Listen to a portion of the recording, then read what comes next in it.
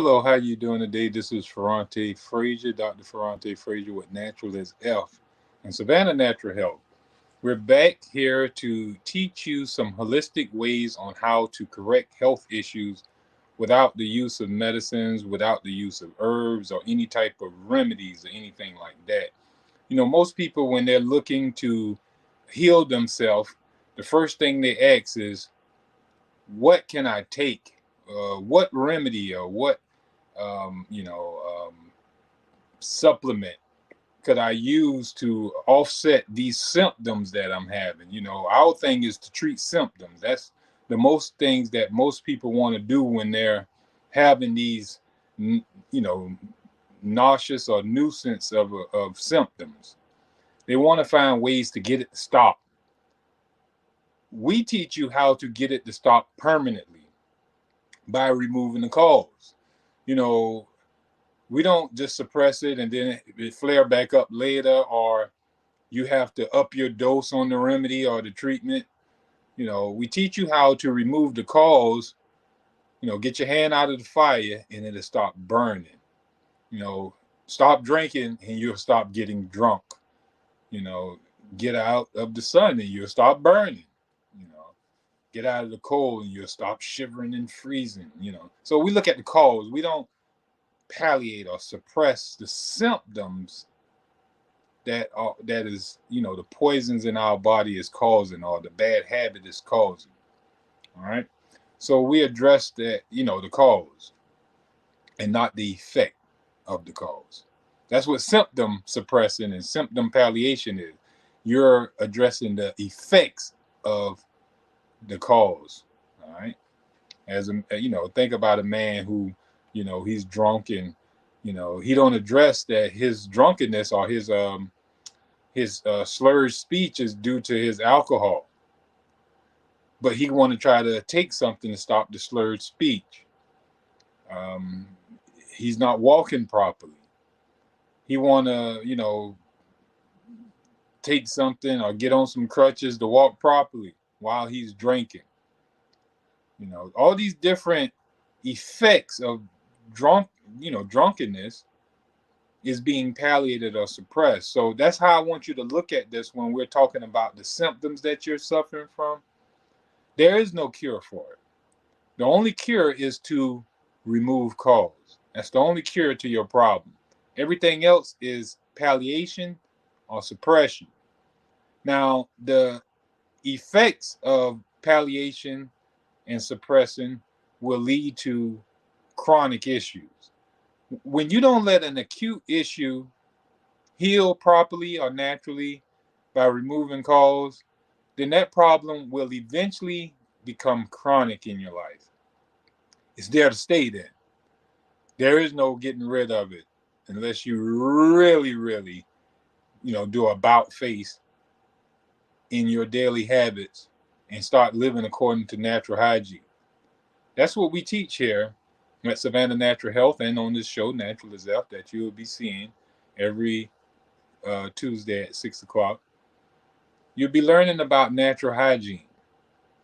Now, natural hygiene is a science geared around teaching you the ideal requirements, our natural needs. In natural hygiene, they call it primordial requisites. But if we was to interpret that to the novice listener, our basic needs. We need air. We need sun. We need water. We need ideal food, not just food. Some people say he just don't, a full belly, you know, is a full belly. That's not true. You know, a healthy full belly is what's going to create health in you. You can fill a belly up with wood chips. You can feel it. You got some people with these strange addictions, and they eat pillow linings and the cotton out of the pillow and feathers, and some eat on rocks and all type of stuff. Is that going to do anything for their nutrition? You know. So here it is when we're eating all these, chemically laden foods, these foods that are full of rocks and debris and additives and colors and all type of other stuff. that they're putting in these manufactured foods. We're actually bellies full of waste products, poison, toxic substances. And those toxic substances, our body will work towards cleaning up its internal environment. You don't have to do the work of cleaning your environment. The body does it itself.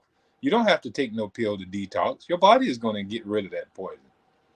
It's going to get it out through the normal routes, which is urinating, you breathe in, and a bowel movement. Now, when those organs and tissues are fatigued, overused, abused, then the body have to find another route.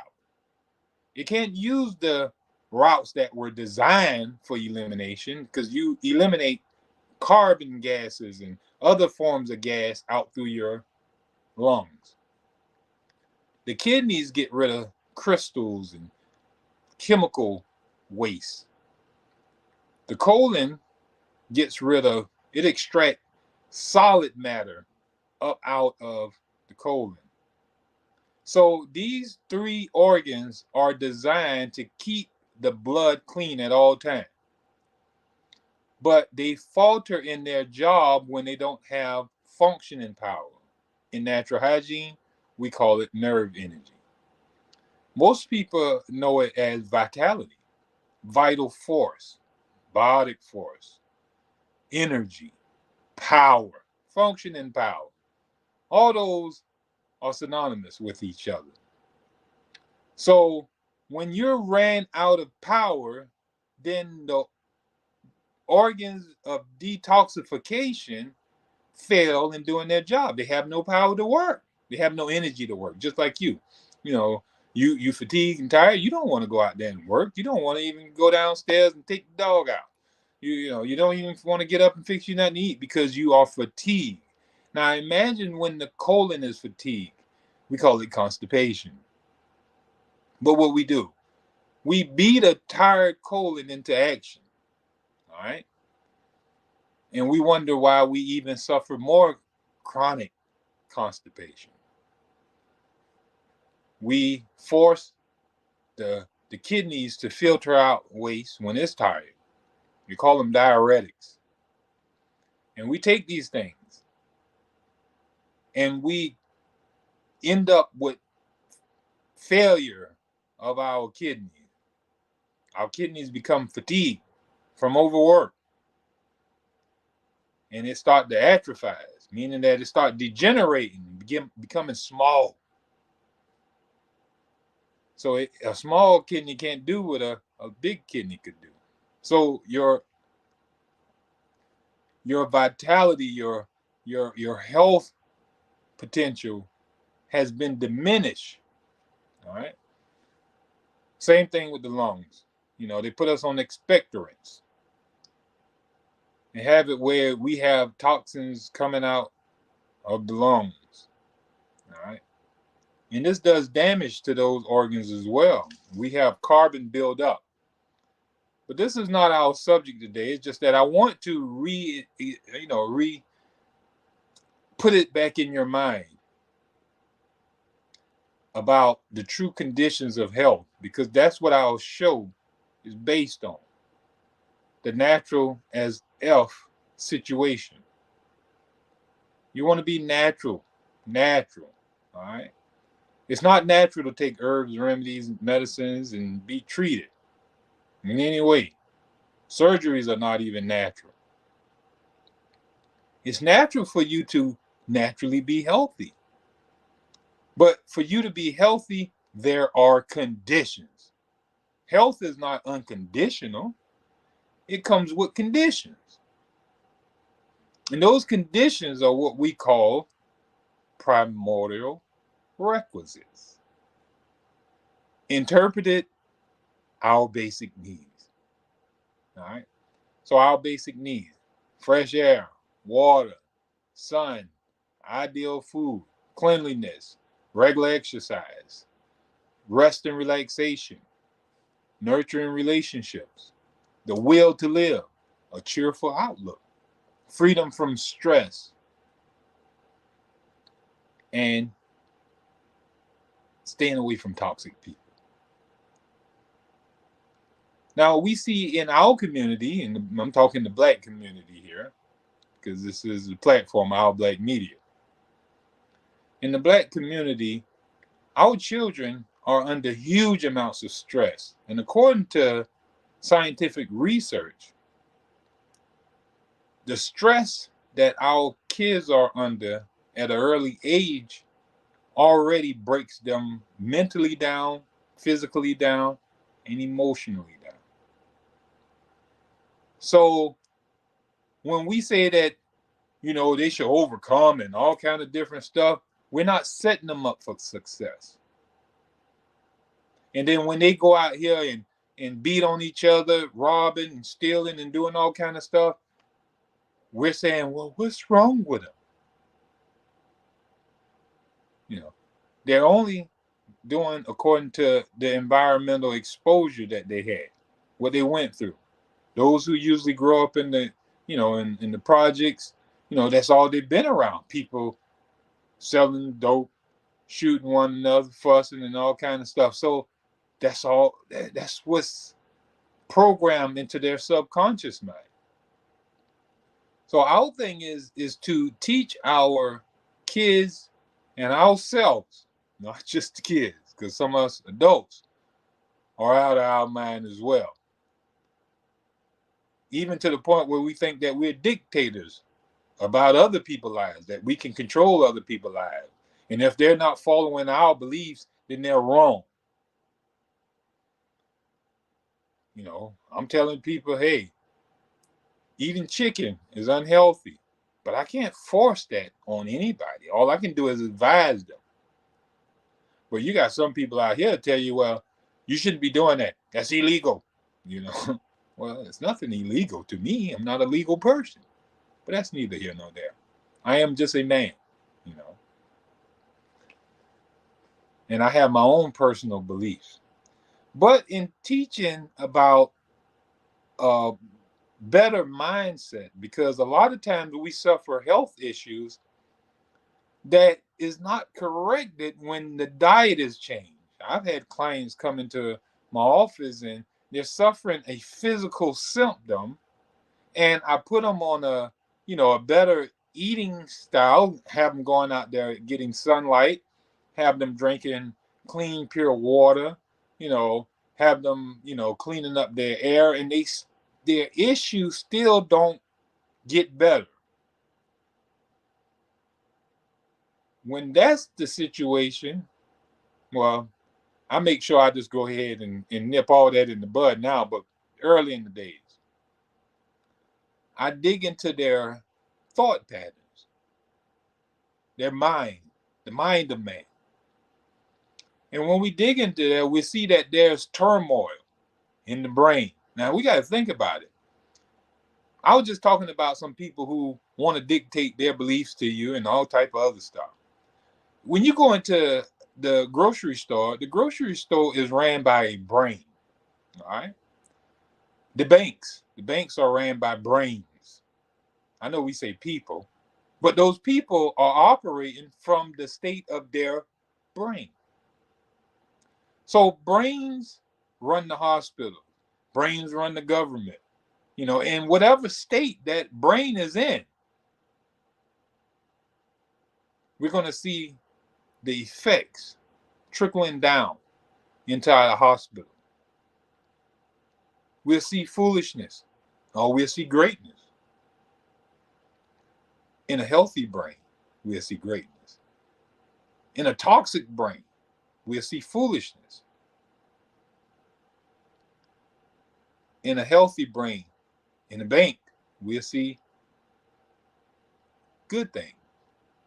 So this is in everywhere. In the schools ran by brains. Everything, when you go to a person and dealing with anybody outside of you, you're dealing with the state of that person's brain. This is why it's important for us to have a better world and experience. We need to raise the level of brain activity. consciousness in the brains of man. All right. A lot of things that are causing us to create havoc in our life, in our relationships, is because we have a limited pattern of thinking. The subconscious mind, according to Eckhart Tolle, he got a book out called Now. In that book, he talked about pain, how we as individuals, we allow the pain of our parents, our friends, our closest of family, teachers, and all kind of people who we come in contact with, and we see them in activity, and we experience the same pain that they've been exposed to. We're reliving situations of, our daddy.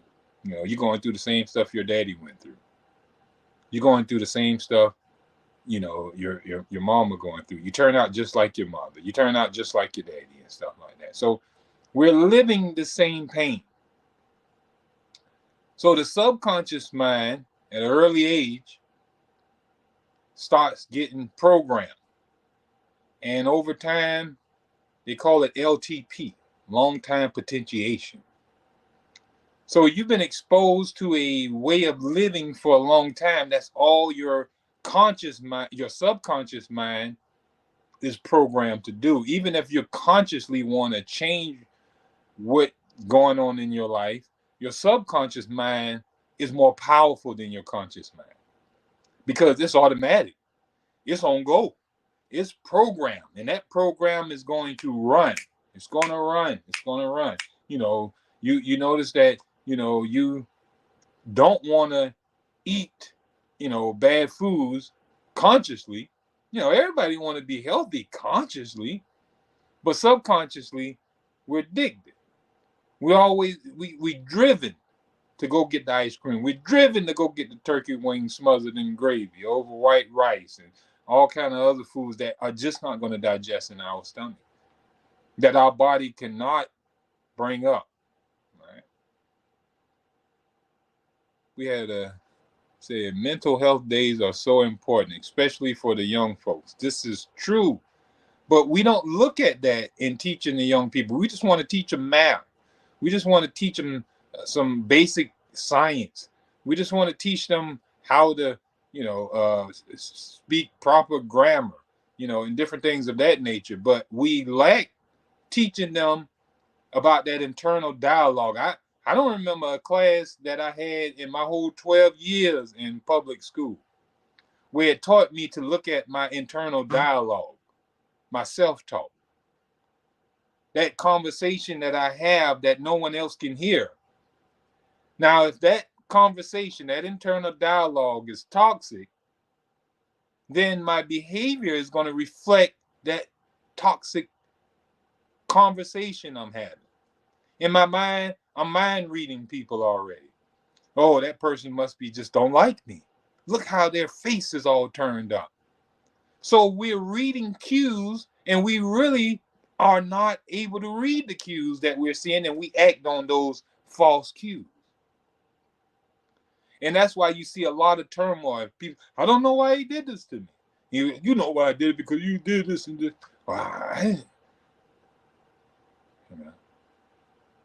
So what I'm want to go over, and I hope you got a paper and a pen, I want to go over 8 patterns of limited thinking. And this is in the thought and feeling journal, Taking Control of Your Moods and Your Life, by Matthew McKay, Martha Davis, and Patrick Fanning.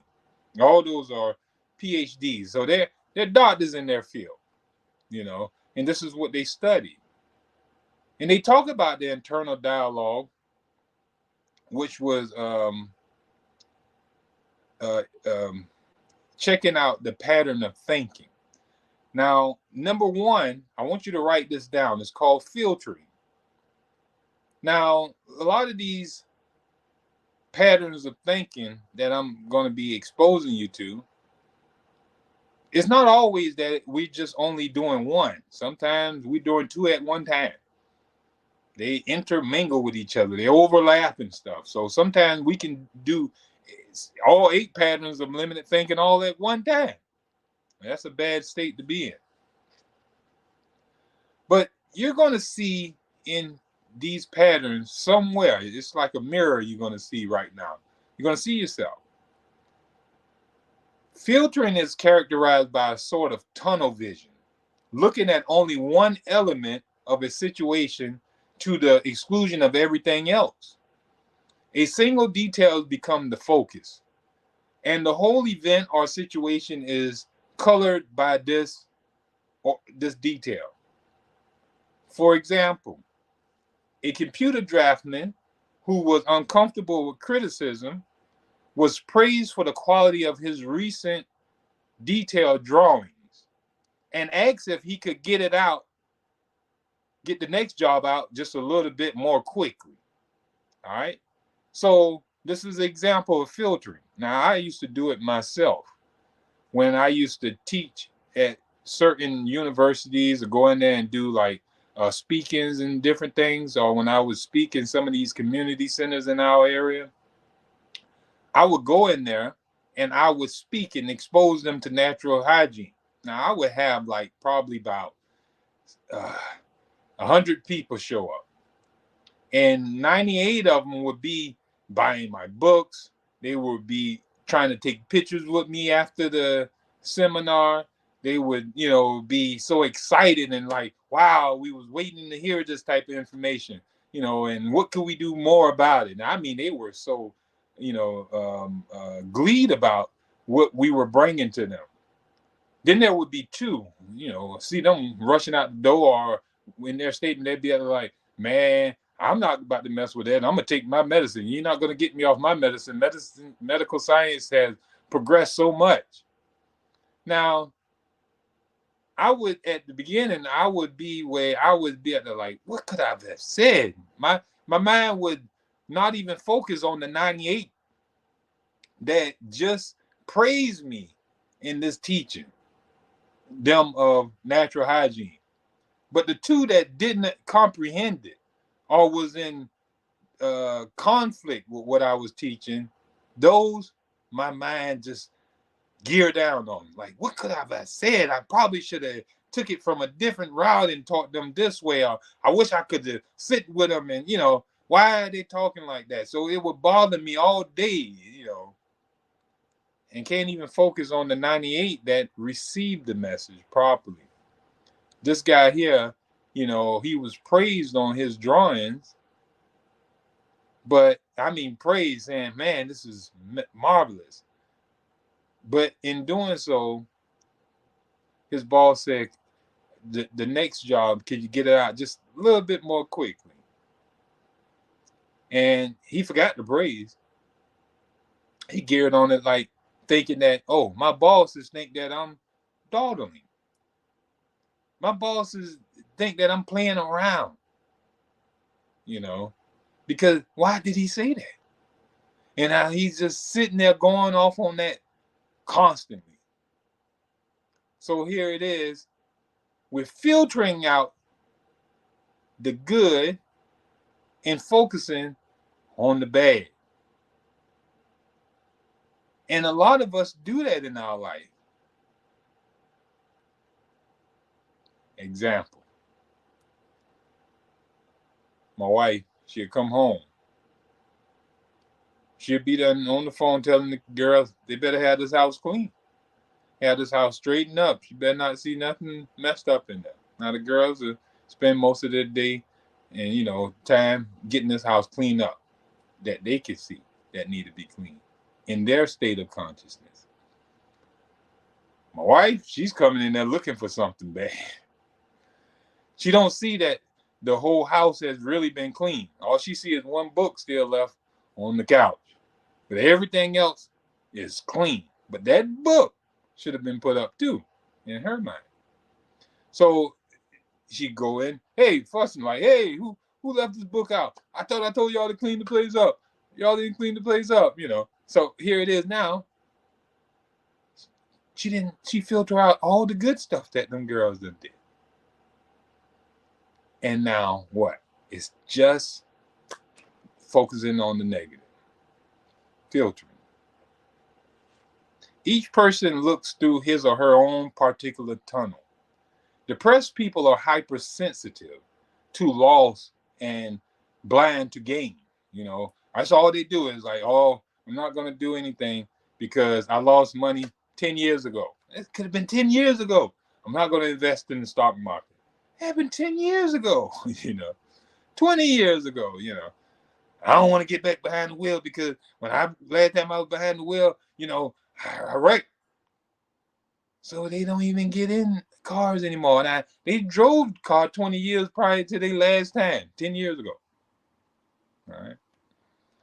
For anxious people, the slightest possibility of danger seems like a bomb threat, even though the scene might otherwise be safe and secure. So in anxious people, any possibility of danger is magnified. It's magnified to the highest extent. Let's look at polarized thinking. Oh, before we go there, filtering awfulizes, according to the Thought and Feeling Manual, by pulling negative events out of context and focusing on them while ignoring your good experiences. Your fears, losses, and irritations become exaggerated in importance because they fill your awareness to the exclusion of everything else. Keywords of filtering patterns are terrible. Life is just so terrible. When I drive terrible. Well, maybe sometime. Or people drive terrible. I always run into terrible people. How always is not a good way of doing things anyhow either. Always and never thinking. But we'll get to that one. Awful. Things are awful, disgusting, scary, and so on. A key phrase is, I can't stand it. All right. A polarized thinking. This number 2. Write that down. Polarized thinking. Polarized thinking is sometimes called black and white thinking. It is limited thinking patterns. No shades of gray are allowed. You insist on either or choices, perceiving everything at the extremes with very little room for any middle ground. All right. People and things are good or bad. They're wonderful or horrible. They're delightful or intolerable.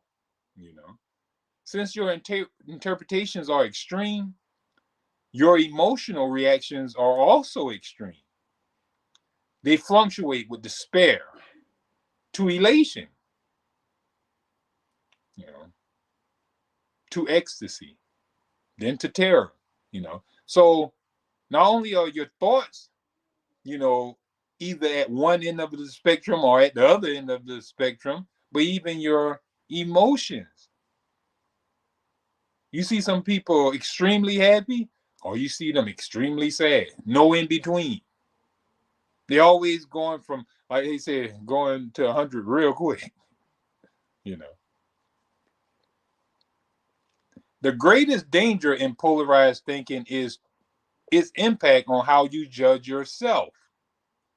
You could believe that if you aren't perfect or brilliant, then you must be a failure. No in between here.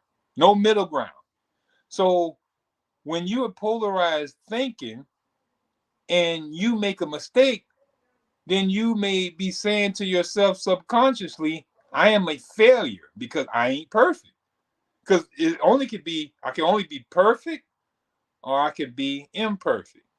A failure. So that's the greatest danger with polarized thinking.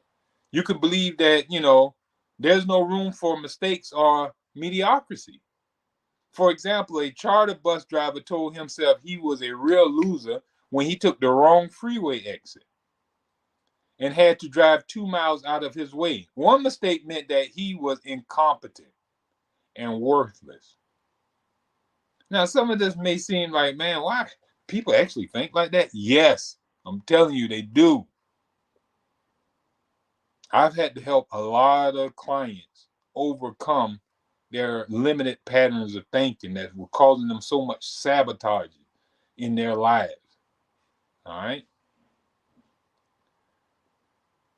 A single mother with 3 children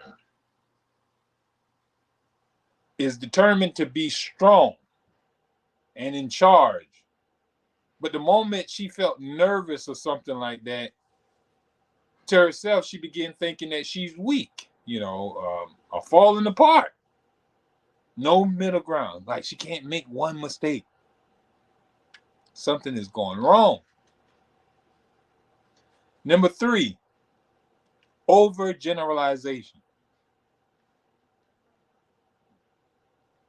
In overgeneralization, you make broad conclusions based on a single incident or piece of evidence. One drop stitch leads to conclude, I'll never learn how to knit. Just one stitch, man. You interpret a rejection on the dance floor as nobody would ever want to dance with me. You overgeneralizing here. One person don't hire you for a job, or even 2. I'm never going to get a job. I'm going to be broke forever. You see how those thoughts start building on top of each other?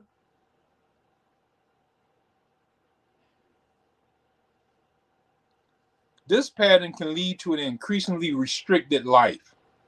If you got sick on a train once, you decide never to take a train again. If you got dizzy on the 6th floor balcony, you'll never climb stairs anymore or be on balcony. If you felt anxious, when your husband or your wife went on a business trip or left out without you, then every time they leave without you, you're going to be in a wreck.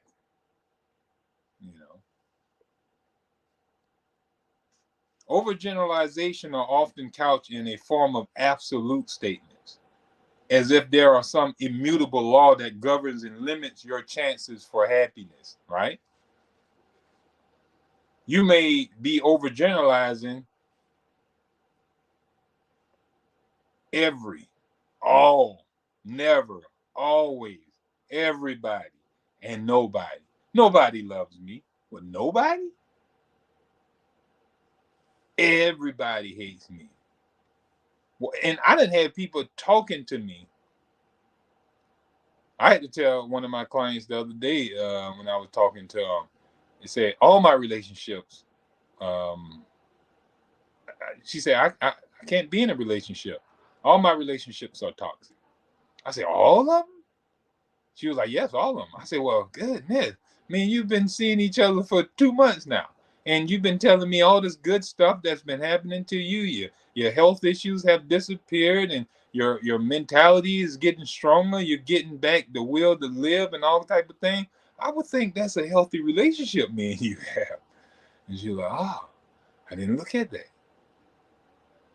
So here again, filtering and overgeneralizing. So when we go over that, she see herself overgeneralizing. She see herself filtering out positive relationship. The next one is mind reading.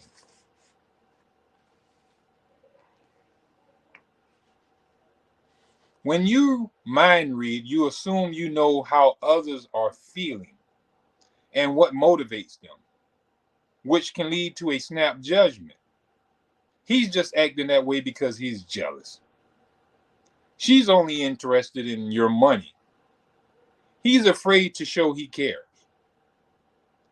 Now, I've had this happen in my own self with my wife. She would get secluded sometime. And automatically I'd be like, I must be did something wrong. And if I don't inquire to her to find out what it is going on with her, in my mind, I got a bunch of thoughts that's just popping up. And Dr. Amen called them ants. He called them ants, A-N-T, ant. But ants with an S mean many, you know. So he saying if you have an ant that come and you don't squish that ant or feed it to your ant eater, it's going to bring more ants, and your brain or mind is going to become polluted with ants. Now, what are ants? That's an acronym for automatic negative thoughts. All right.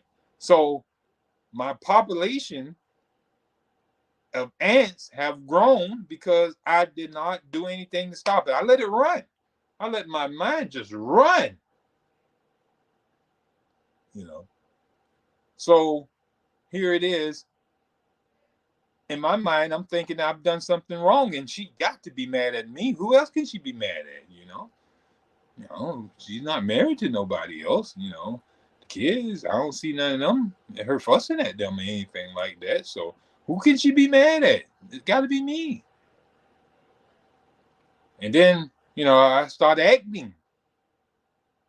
I'm in there like, well, if she's going to be mad at me, then shoot, who cares? Then I'm start acting up. And then go on to start talking about I'm mad, I'm treating her bad, and she up there like, what is wrong with you? I was like, well, what is wrong with you? You're treating me like this, so shoot. I'm not going to say anything to you. I'm not going to do anything for you. What is wrong? What are you talking about? This is her. What are you talking about? Well, I noticed you're not talking to me. You're acting up and all type of stuff. Well, she'd tell me, hold up. You're not the only person that caused me stress like you're doing now. I'm mad at you now, but you're not the only person who caused me stress. I got brothers. I got sisters that I deal with. I got mamas and daddies that I deal with. You know what I mean? I have coworkers that I deal with. I'm in life dealing with a bunch of what I said earlier, brain. And if one person causes me problem, I might be showing it, but it's not for you all the time. It might be you a couple of times, like now, but not all the time. So I have to, calm myself down, and I had to get into a point where everything she got mad about, I didn't take it personally. I didn't take it as being about me, all about me. You know what I'm saying? It's other stuff in her life. Next one, catastrophizing. If you catastrophize, a small leak in the sailboat means it will surely leak or sink. A contractor whose estimate gets underbid concludes he'll never get another job. A headache suggests that brain cancer is looming, is on the way.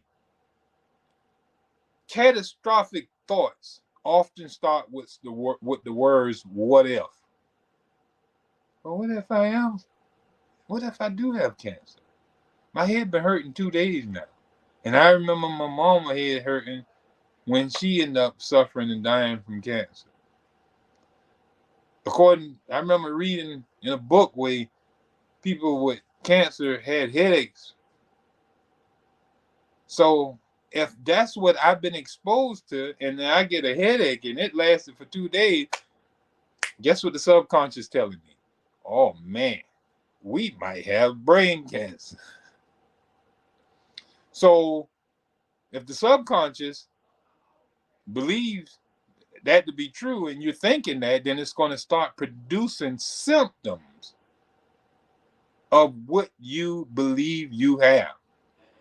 So you're actually creating your sickness and disease from your thinking, your imagination, your image that you're putting in your head, your programs are creating your demise.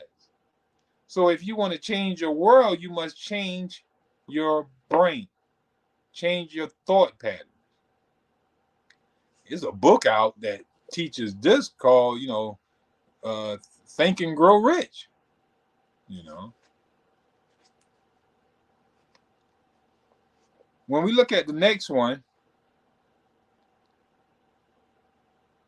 you know, I had it one time where I wouldn't even get on the airplane. All right. I wouldn't get on the airplane because I had too many what ifs in my mind. What if soon as we get in the air, the engine cut off? What if soon as we're flying and I go to sleep, the plane fall down? You know, what if the pilot don't know what he's doing? Or what if he is a hijack? Then they're gonna hijack the plane. You know, what if? So for a long time, I wouldn't even get on plane until I worked on breaking those patterns. What's the probability here? You know, okay, 3 planes in 10 years out of a billion takeoffs, a hijacking happened. So what's the probability that I'm going to be on a plane that is hijacked? What's the probability of me being on a plane that is going to, I went to probabilities instead of the, allowing this is what you call coping thoughts. Put it in probability. What is the probability that that's going to happen to me? Has it happened to me yet? How many people around me has it happened to? You know, when you start thinking like that, then it'll stop those thoughts from populating in your mind, and it'll stop limiting your life. Remember, we say there are 8 patterns of limited thinking, and it also limit your life. Those limited thinking patterns. We can go to magnify. When you magnify, you emphasize things out of proportion to their actual importance. Small mistakes become tragic failure. Minor suggestions become crazy criticism. A slight backache becomes a ruptured disc. Now you're magnifying this stuff. I hate it when people leave, dishwater in the sink. I hate it. It's the worst ever. You're magnifying a simple solution of just pulling the stopper out and letting the water go out. But because, your mother probably used to tell you, you better not leave that in there, or you done got beat for that.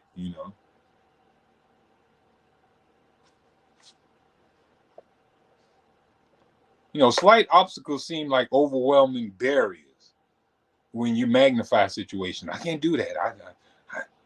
I'm not going to be able to do that. So it becomes like a obstacle that you just cannot overcome because you're not willing to do it, because you done magnify that as being impossible, overwhelming, too huge for you to do. So it's limiting you in your life. It's sabotaging you, that thought pattern. The flip side of magnifying is minimizing. When you magnify, you view everything negative and difficult in your life through a telescope that enlarges your problem. But when you view your assets, the good part of your life, you minimize it. You hear people say that all day long. Oh yeah, I just graduated with a PhD. But it ain't that big of a deal. Boy, but you should have seen when I made that mistake, man. That's what we need to talk about. You hear people even talking about people. They don't talk about their good doing. Most people are talking about their bad doing. That's what gets spread. You don't hear people spreading talking about, oh, the young man became a doctor. No, you don't hear much of that. But what you will hear is, oh, yes, he got locked up, for some weed or something like that. But you won't hear about the amount of people who he helped, correct health issues. Hundreds of people. Oh, he got to be a bad person. He got caught with a joint. Crazy.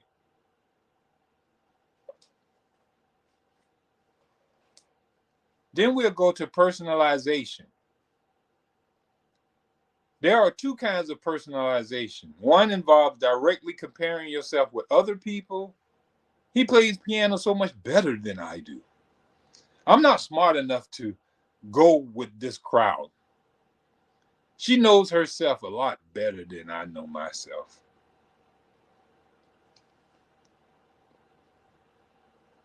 he feels things so deeply inside, and I'm like dead inside or something like that. So you comparing yourself to other people.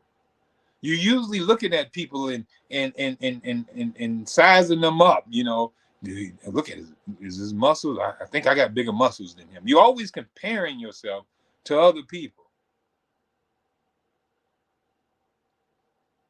Now, sometimes the comparison is favorable for you. Oh yeah, these people dumb in here. You know what I'm saying? I'm smart. They dumb. You know what I mean? So I got a high out of knowing that I'm the smartest one in the room. Oh, I got the most money. But this means that your worth is questionable. When you have to size up and see what others are doing and put yourself on a pedestal around others, then you're saying that, okay, my worth is questionable here. Now, if you come up with, like, on top of your comparison, you get a little happiness, a quick result. It'd be quick though. But if you come up short, man, that thing can last for a long time. Your whole your emotional state is diminished. You don't even want to be around those type of people, even though they can bring you up to their level. But let's go to shoulds, and this is our last one. You may operate from a list of inflexible rules about how you and others should act and view these rules as right and indisputable. You see any deviation from your values or your standards as bad. And as a result, you often judge others and find fault. People irritate you. They don't act correctly and they don't think correctly. They have unacceptable traits, habits, and opinions that make them hard to tolerate. They should know the rules and they should follow them. One woman felt that her husband should want to take her on Sunday drives. She decided that a man who loves his wife ought to take her to the country and then out to eat and then come home and have, romance or romantic night. That's what he should be doing. If he's a real man, he should be able to pay for my meal, take me out. You're living by shoulds.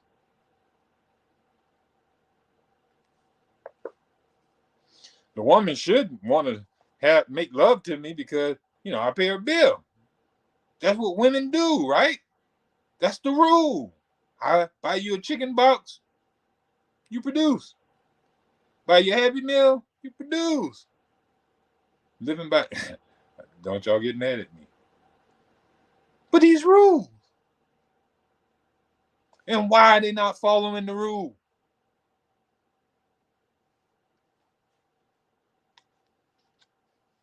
Should, ought, must.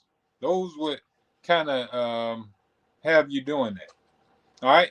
So what you should do is what you need to do to start paying attention to those thoughts. Matter of fact, we'll do that in our next show where we're going to teach you how to, zone in on those thoughts.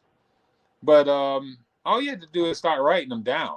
When you start having thoughts and negative thoughts at that, and this is how you know it's a negative thought. You feel it in your body. Your body is going to reflect your thought pattern. And if you're in fear, you're going to notice that you might sweat or you might, heart race a little more, or your hand might ball up, or, and the anger will be that too, you know what I'm saying? But you're having a negative thought, angry thought, a thought where, you worrying, your stomach knot up, you can't digest food, don't feel like eating or anything like that. So when you're having these symptoms, you can't even go to the bathroom. You know, um, you having constipation, or you end up with diarrhea. A lot of these be because your thoughts are out of whack, and you got a infestation of ants, automatic negative thoughts inside your mind. And what you have to do is you have to feed those thoughts to your anteater. You got to create one. I used to have a trash can on the side of my head, and every time a negative thought came there, to me, or my body started feeling some way, I said, what was I just thinking? Because I get on the trail of thoughts where I want to, be done, be at the like, why the government is doing what they're doing? You know what I'm saying? Why are they allowed to do that? Why the judges in our county are allowed to just steal people's property unlawfully, unconstitutionally, and stuff like that? And I'll go on a tangent for a minute. And then I noticed that my hands balled up, and my stomach all knotted up. I ain't breathed for about 5 or 10 minutes almost. Then I have to become aware, and I say, oh man, I have to come back to now. You know what I mean? Because I was off in my mind, seeing all kind of stuff. I had to come back to now. When I came back to now, I noticed that, I wasn't breathing. My hands balled up, my chest hurting and all kind of stuff. And a lot of us, we're on these mind-boggling journeys for long periods of time, days. And we're wondering why our issues in our body are not correcting, because our minds need to be corrected. So yes, holistic health is not only a sound body, but it's also a sound mind. I hope you was able to learn something in this episode of Natural as F with dealing with the 8 patterns of limited thinking. We're going to extend this to our next show, which will speak more about the ants.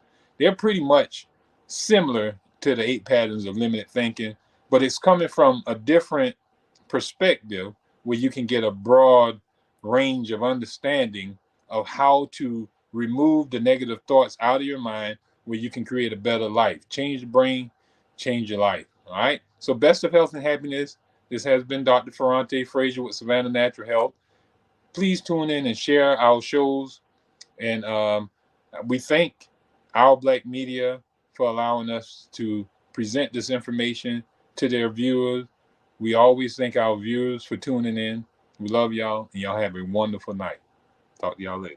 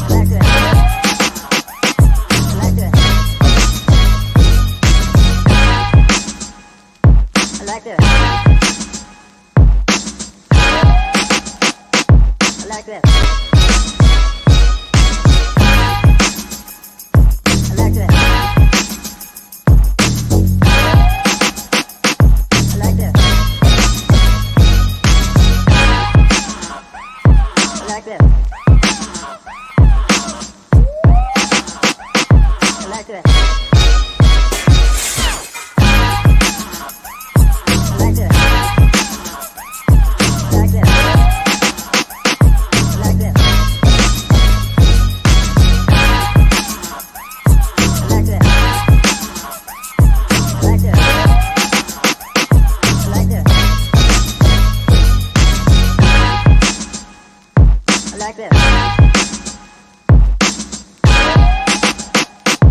like that.